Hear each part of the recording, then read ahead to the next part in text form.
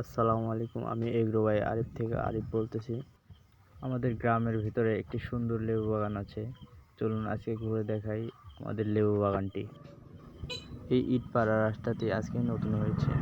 এই এই ঘরটি আমাদের লেবু বাগানের অংশ। এই ঘরে আমাদের লেবু বাগানের সকল মালামাল এই ঘরে থাকে। এই হচ্ছে দেখছেন আমাদের লেবু বাগান, চারিদিকে শুধু সবুজ আর সবুজ। যত ভিতরে যাবে তত সৌন্দর্য আপনাকে ঘিরে ধরবে চারিদিকে। প্রাকৃতিক যে পরিবেশ, এই পরিবেশের মতন সুন্দর আপনি কোথাও পাবেন না। নিচের যে ঘাসগুলো মরে গেছে দেখছেন, এই গাছগুলো আসলে মারা হয়েছে ইচ্ছাকৃতভাবে, যাতে লেবু গাছের কোনো ক্ষতি না হয়। লেবু গাছের ভিতর লেবু বাগানের একটি সমস্যা হচ্ছে লতার গাছগুলো লেবু গাছের উপরে উঠে যায়, এতে ফলন কম হয়, ফুল কম হয়। যত ভিতরে যাবেন তত সুন্দর লাগবে। লেবু গাছের লাইন কিন্তু সব সোজা হতে হবে, লাইনগুলা সোজা না হলে গাছগুলো দেখতে সুন্দর হবে না। আর এই দেখুন শুধু লেবু আর লেবু, এত ফলন হয় লেবুতে, অল্প খরচে অনেক অধিক লাভ কিন্তু লেবু বাগানে।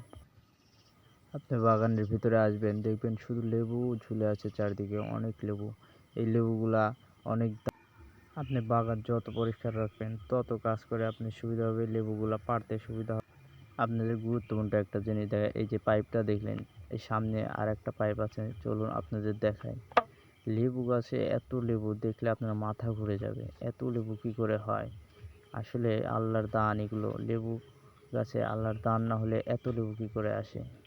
এই যে সামনে আর একটি পাইপ দেখতে পাচ্ছেন, এরকম পাইপ গোটা বাগানেই কিন্তু আপনার ছড়ানো আছে, চারিদিকেই পাইপ দেওয়া আছে পুরা বাগানে, যাতে একসাথে পানি দেওয়া যায়।